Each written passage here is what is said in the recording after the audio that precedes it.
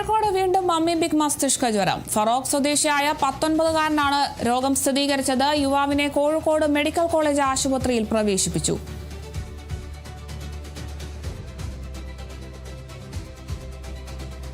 വിവരങ്ങളുമായി റിയാസ് KMR ചേരുന്നുണ്ട്. റിയാസ്, എപ്പോഴാണ് ഈ യുവാവിന് രോഗം സ്ഥിരീകരിച്ചത്? ഇപ്പോഴത്തെ യുവാവിന്റെ ആരോഗ്യനില എങ്ങനെയാണ്? വിവരങ്ങൾ എങ്ങനെയാണ്? യുവാവിന് രോഗം സ്ഥിരീകരിച്ചത് ഇന്നലെയാണ് സ്ഥിരീകരണം ഉണ്ടായത്. 19 വയസ്സുള്ള ഫറോക്ക് സ്വദേശിക്കാണ് ഈ അമീബിക് മസ്തിഷ്ക ജ്വരബാധ ഉണ്ടായി എന്ന സ്ഥിരീകരണം ഉണ്ടായിരിക്കുന്നത്. യുവാവിനെ ഇപ്പോൾ കോഴിക്കോട് മെഡിക്കൽ കോളേജ് ആശുപത്രിയിൽ പ്രവേശിപ്പിച്ചിരിക്കുകയാണ്. യുവാവിന്റെ ആരോഗ്യനില തൃപ്തികരമാണ് എന്നാണ് ഡോക്ടർമാർ അറിയിക്കുന്നത്.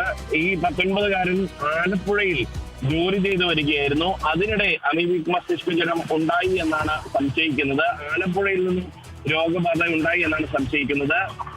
കഴിഞ്ഞ ദിവസം മറ്റൊരു കോഴിക്കോട് ജില്ലക്കാരനും ഇവിടെ കോഴിക്കോട് മെഡിക്കൽ കോളേജ് ആശുപത്രിയിൽ ചികിത്സയിലുണ്ട്.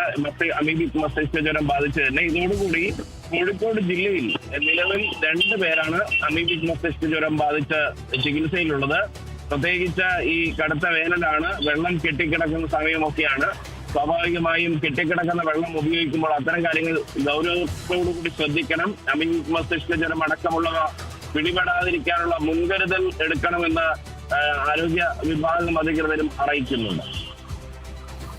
ശരി, വ്യക്തമാണ്. കോഴിക്കോട് വീണ്ടും അമീബിക് മസ്തിഷ്ക ജ്വരം സ്ഥിരീകരിച്ചിരിക്കുന്നു. ഫറോക്ക് സ്വദേശിയായ 19-കാരനാണ് രോഗം സ്ഥിരീകരിച്ചത്. ഇന്നലെയാണ് ഇയാളിൽ ഈ ഒരു രോഗം സ്ഥിരീകരിച്ചിട്ടുള്ളത്. എന്തായാലും യുവാവിനെ കോഴിക്കോട് മെഡിക്കൽ കോളേജ് ആശുപത്രിയിൽ പ്രവേശിപ്പിച്ചിട്ടുണ്ട്.